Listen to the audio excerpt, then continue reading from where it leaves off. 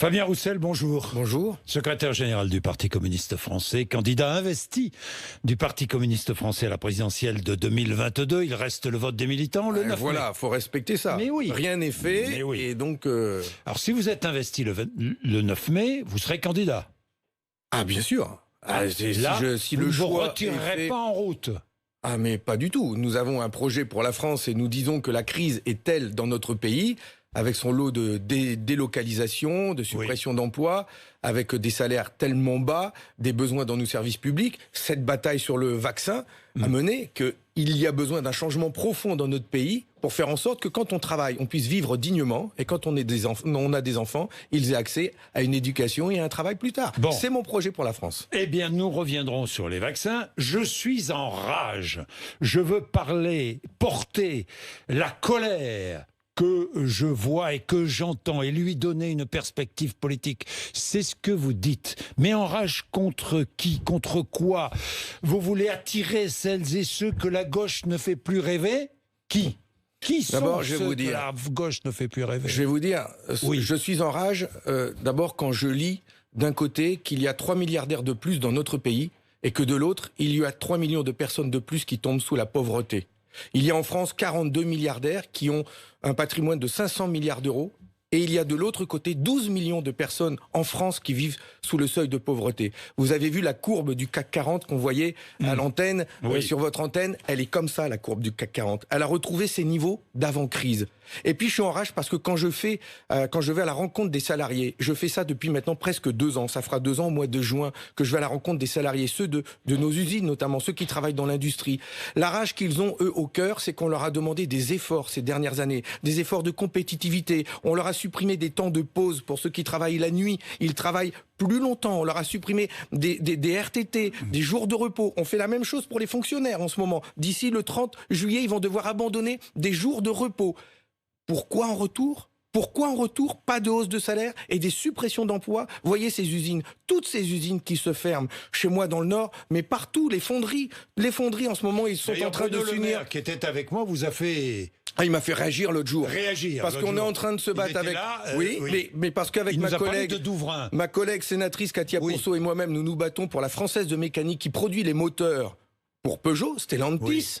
Et alors on se bat pour que les moteurs soient produits là, les nouveaux moteurs de nouvelle génération, les moteurs hybrides. Et il annonce, bonne nouvelle, ils seront faits, le B sera fait ici à Douvrin. Mais il ment par omission, parce que s'il y a bien un moteur qui sera fait à Douvrin, le B génération 3, le P génération 3 hybride, lui, sera fait en Hongrie, à côté de l'usine de Bridgestone d'ailleurs. Ils sont en train de délocaliser la production du futur moteur de Stellantis là-bas en Hongrie. Donc ça, c'est insupportable. Et le même Stellantis vient d'accepter de distribuer 1 milliard d'euros de dividendes à ses actionnaires, de mettre son siège aux Pays-Bas pour faire de l'évasion Stellantis, fiscale. c'était PSA. Voilà, c'est PSA. Donc les mêmes qui sont en train de tuer notre pays en délocalisant l'industrie, eh bien les mêmes se distribuent des dividendes. Voyez la rage qu'il peut y avoir dans le sens monde du votre travail. rage. Mais oui, mesure mais moi votre c'est mon rage. combat. Oui, mais moi j'ai une question toute simple. Comment expliquez-vous que les ouvriers, les Français, aux revenus les plus modestes, préfèrent Marine Le Pen, la candidate des pauvres, ou le candidat des pauvres? Ce n'est pas vous, c'est Marine Le Pen. Ça ne vous fait pas mal? Mais bien sûr que ça me fait mal, et c'est pour ça que je souhaite pouvoir m'adresser à tous ces hommes et ces femmes qui n'ont plus de perspective et qui sont aujourd'hui en colère. J'utilise cette expression, ils ont le cœur rouge, mais ils sont noirs de colère. Et faute de perspective heureuse, eh bien, ils s'en vont parfois utiliser le bulletin de vote. Pas parfois, souvent. Non, parce que majoritairement, ils s'abstiennent. Majoritairement, cette colère, elle trouve refuge dans l'abstention. Et c'est pour ça... Pourquoi est-ce que... Oui, mais- Où est la culture ouvrière du Parti communiste français? Mais- Pourquoi est-ce que ces gens modestes vous oublient, vous ignorent, D'abord- n'ont pas envie de voter pour vous? Pourquoi? D'abord, pas tout à fait, parce que nous sommes quand même... Pas tout à fait. Pas tout à fait, parce que nous sommes Oui. quand même implantés, nous, le Parti communiste français, dans toute la France, avec nos élus, nos militants, dans les entreprises. Non, mais je vous le dis, parce que quand je vais aux portes des boîtes, il y a aussi, je retrouve, et ils le savent, les salariés et les ouvriers, ils savent que les militants communistes sont toujours là, à leur côté. Il y a aussi des responsables syndicaux, donc on se bat. Ce qui manque aujourd'hui, on parlait de la culture ouvrière, Oui. ce qui manque, c'est la conscience que tous ensemble, nous sommes une force. C'est ça qui manque, qui existait avant. C'est-à-dire que quand on s'unit, quand on est solidaires les uns les autres, on arrive à empêcher une délocalisation. C'est ce qu'ils sont en train de faire tous les salariés des fonderies de France et qui vont se rassembler et s'unir au mois de mai prochain pour maintenir en France une production de fonte et d'acier dans notre pays. Mais cette conscience de classe, elle est affaiblie parce qu'aujourd'hui, on a détourné leur colère. Parce que vous avez oublié les discriminations sociales. Parce que pourquoi? Parce que vous savez ce que disent, et vous le savez mieux que moi, les plus modestes et les classes populaires. Vous savez ce qu'elles disent? Elles disent la gauche s'intéresse à qui? Aux immigrés d'abord. C'est vrai ou pas? C'est vrai ou pas? Non, c'est pas la gauche. Le problème, je vais revenir lorsque vous parlez, lorsque la gauche parle en permanence d'islamophobie, de racialisme, est-ce que vous ne vous éloignez pas des véritables sujets qui préoccupent les électeurs de gauche? Je vous pose la question. Moi, je vais vouloir retourner. Parce que justement, c'est ce que je vis un peu chez moi, dans mon bassin minier. C'est que les salariés, quand ils entendent à longueur de journée les dirigeants de l'extrême droite française, et qui leur disent que le problème de la France, c'est l'immigration, c'est l'immigré. Je me bats, moi, au quotidien pour leur dire que si l'usine de Bridgestone ferme, c'est pas à cause de l'immigration. Si l'usine de Bridgestone ferme, c'est parce que des actionnaires japonais ont décidé de la délocaliser en Hongrie avec le soutien de la Commission européenne. C'est plus difficile à expliquer et à faire comprendre. Mais la réalité, c'est celle-là. C'est trop facile quand j'entends l'extrême droite faire porter tous les maux de la France sur le dos des immigrés. Quand le problème de la France, c'est le poids de la finance qui en veut toujours plus et qui, au nom de ses exigences de rentabilité, aujourd'hui, conduit à fermer des usines. Et donc, il nous faut un devoir d'explication. Et vous voyez ma candidature à l'élection présidentielle. Elle a cette modeste volonté, celle de pouvoir redonner du sens justement à ce qui se passe dans notre pays. Vous ne reconnaissez pas que parfois la gauche ne sait plus parler aux classes populaires, aux plus modestes, franchement. Alors, par contre, je peux vous dire que j'ai la volonté de pouvoir m'exprimer dans cette élection présidienne. C'est votre différence. C'est justement votre différence. Oui, tout à fait. Par rapport aux autres candidats de gauche sur cette question de l'immigration. Oui. Mais aussi, je vois l'interview du président de la République sur cette question de sécurité, sur cette question de lutte contre l'islamisme radical et politique qui existe et qui grandit dans notre pays. Il y a besoin d'avoir de réponses de gauche, des réponses où on allie et la fermeté et en même temps les moyens pour une république sociale, solidaire et fraternelle. Alors, vous voyez, la gauche a une responsabilité d'avoir apporté des réponses sur ces questions-là, sinon nous ne serons pas audibles. Oui, Fabien Roussel, samedi, j'ai vu la photo, vous aussi. Anne Hidalgo, Yannick Jadot, Benoît Hamon, Corinne Lepage, Sandrine Rousseau, Olivier Faure, Julien Bayou et d'autres. Sur la même photo, vous n'y étiez pas parce que vous étiez dans votre circonscription. Pourriez-vous vous rallier à une candidature commune? Est-ce que c'est un rêve, une utopie? Est-ce que ça peut exister? D'abord, moi, je suis...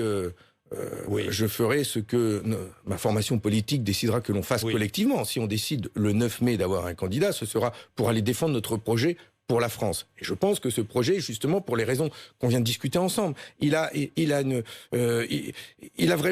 être ancré dans la réalité du pays, il doit vivre. Ensuite, nous participerons toujours à ces discussions avec les autres forces de gauche. Moi-même, j'ai invité toutes les forces de gauche à travailler sur un projet de réforme progressiste des retraites. Je l'avais fait pendant la réforme des retraites. Mais je ne crois pas que c'est un rassemblement de candidats sur un programme où chacun va devoir faire des concessions qui créera une dynamique. Et d'ailleurs, j'ai vu les déclarations ensuite de Faure et d'Olivier Faure et de Jadot pour une candidature unique, PS, Verts, etc. C'est pas ça qui crée une dynamique, c'est les idées. Comme on se le disait avant, il fallait les convaincre, ceux qui sont en colère aujourd'hui. Ils l'ont fait en 2017. Je me permets de le rappeler. Pas ça qui va les non, mais ils l'ont fait en 2017. Jadot, il a soutenu Hamon en 2017.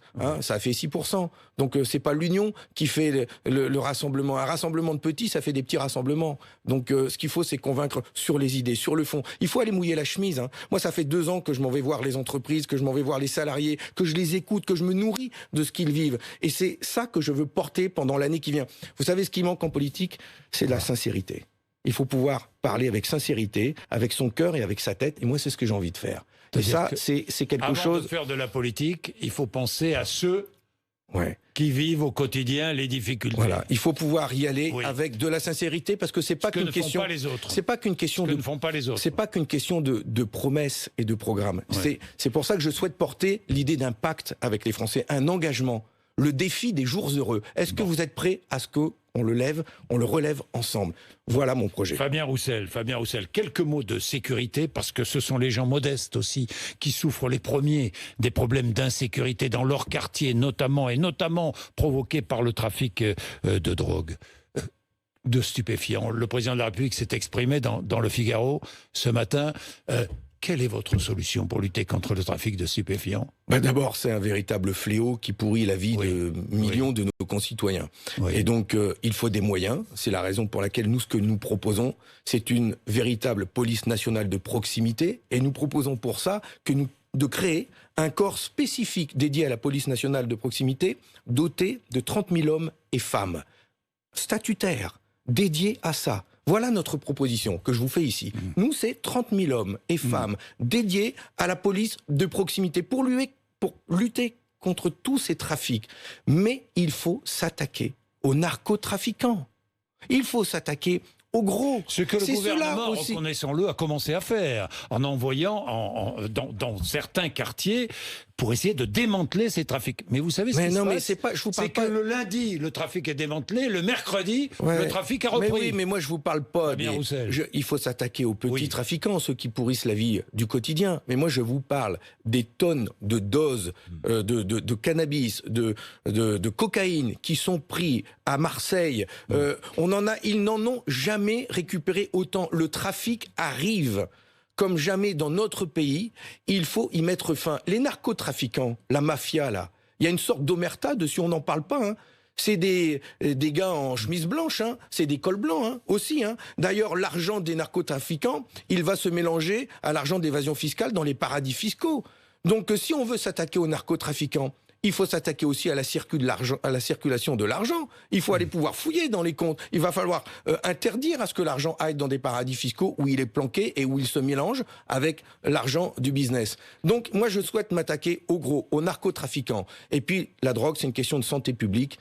Il faut d'abord traiter... Le président de la République veut ouvrir un grand débat sur la consommation de drogue et ses effets délétères. Vous approuvez ? Oui, bien sûr, mais c'est pour ça que je vous dis que c'est une question de santé publique. Et donc, les jeunes, aujourd'hui, qui se font arrêter par la police, ils ont une amende de 135 €. Moi, je souhaiterais plutôt qu'on les accompagne, qu'on leur oblige d'avoir un suivi de santé.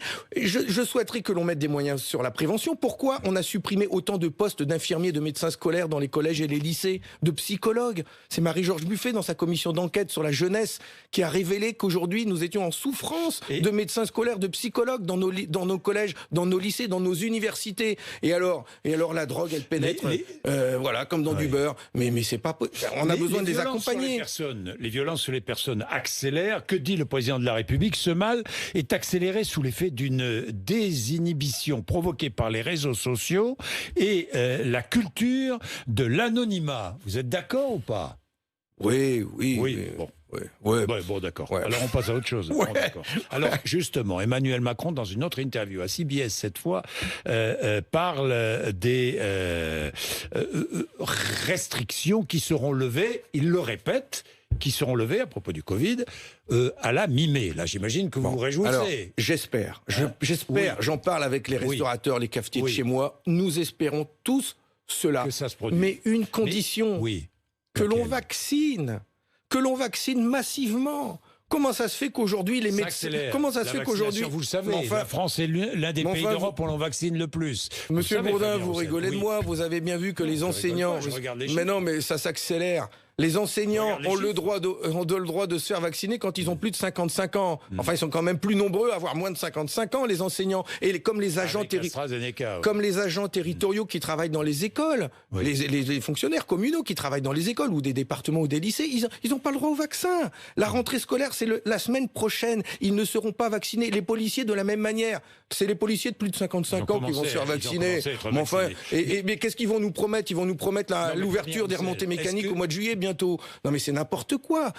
La rentrée scolaire, c'est la semaine prochaine. Il faut tout faire pour qu'ils soient vaccinés. Et je fais une demande, encore une fois, c'est qu'ils puissent avoir tous accès au vaccin tout de suite. L'AstraZeneca... Comment inciter les Français? Il y a déjà de places libres aujourd'hui dans la vaccination, dans les centres de vaccination. Comment inciter les Français? Les gens veulent du Pfizer. Oui. Bien, ils veulent du Pfizer. Et ensuite, l'AstraZeneca, au moins qu'on puisse le proposer à tous ceux qui le veulent, et pas seulement le limiter aux plus de 55 ans. Le Pfizer. On peut parler du Pfizer? Le scandale du Pfizer. Allez-y. J'ai ici la retranscription, le script d'une discussion entre le PDG de Pfizer, Bourla, et ses investisseurs. C'est la banque UBS, Morgan Stanley, Goldman Sachs et compagnie. Ça date du 2 février, ce sera à disposition de tous ceux qui le souhaitent. Eh bien, il révèle dans ce document que le prix du vaccin va continuer d'augmenter et qu'il pourrait aller jusqu'à un prix normal d'un vaccin qui est de $150. Aujourd'hui, la dose aujourd'hui a été vendue en fait à 15 € à l'Union européenne. Ils sont en train de négocier 900 millions de doses supplémentaires qui, elles, seraient achetées à 19 €. Déjà, ça augmente. Pour aller jusqu'à 150 à 75 $ la dose, ils vont se faire des montagnes d'or. C'est pas possible. Enfin, tout le monde réclame un vaccin public. Le pape réclame un vaccin public. 175 chefs d'État réclament un vaccin public. Emmanuel Macron réclame un vaccin public. Mais qu'attendent-ils pour dire que ce rapt, cet hold-up de nos finances, de la sécurité sociale, quand est-ce qu'ils vont y mettre fin? Et ils profitent, Bourla, là, le PDG de Pfizer, il profite qu'il n'y a pas de levée des brevets et du coup qu'il y ait une pénurie pour fixer ses propres tarifs. Vous savez, quelqu'un qui est atteint... La santé n'a pas de prix pour les Français. Quelqu'un qui est atteint d'un cancer, il est prêt à vendre sa maison pour être soigné.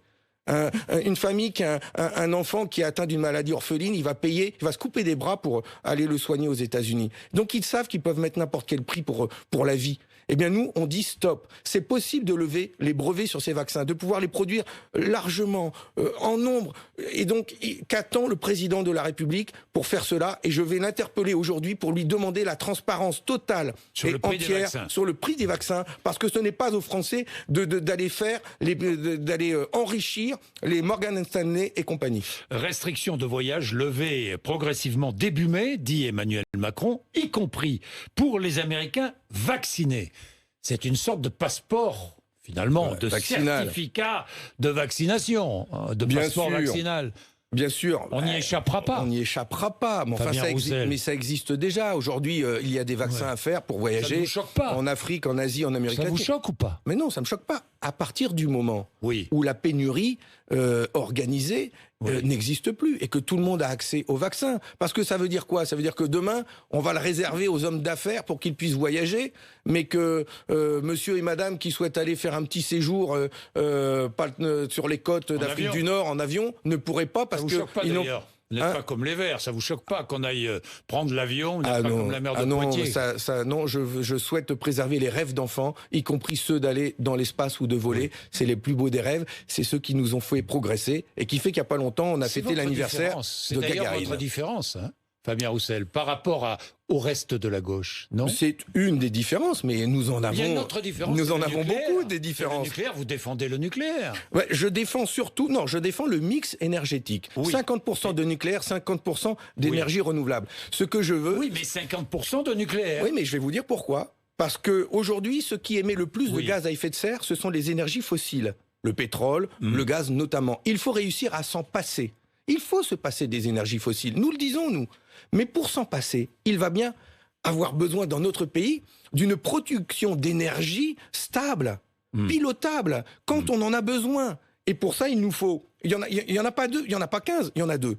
Il y a l'hydraulique et le nucléaire, les deux productions d'énergie qui sont décarbonées. Donc vous êtes d'accord avec Xavier Bertrand lorsque dans votre région, les Hauts-de-France, même nationalement, puisqu'il est candidat à la présidentielle, il souhaite, Xavier Bertrand, la construction de 6 nouveaux réacteurs nucléaires, nouvelle génération. Je suis pour l'installation de nouveaux EPR avec le projet Astrid. Et ça, Oui. là-dessus, je ne sais pas si Xavier Bertrand s'est positionné, mais le projet Astrid que le président de la République a abandonné, ce sont des réacteurs nucléaires nouvelle génération qui recyclent les déchets, qui est un vrai sujet. Nous avons la possibilité d'avoir des centrales nucléaires qui vont recycler les déchets que l'on n'aura plus à enterrer. Donc on est en train de progresser dans ce domaine. Je serai d'ailleurs sur la centrale de Gravelines prochainement, avec les énergéticiens, pour les soutenir dans leur combat contre le projet Hercule du gouvernement, parce que là aussi, il n'a rien dit, hein, Monsieur Bertrand, il n'a rien dit, mais le projet Hercule du gouvernement, c'est de privatiser les éoliennes, les énergies renouvelables, et puis de laisser les prix de l'électricité s'envoler. Nous sommes décidément contre le projet Hercule. Je serai avec les gars d'EDF à la centrale de Gravelines prochainement, et je suis pour un grand service public de l'électricité et avec de l'énergie nucléaire, hydraulique et renouvelable. Merci Fabien Roussel d'être venu nous voir ce matin à 8h54 sur RMC BFM TV.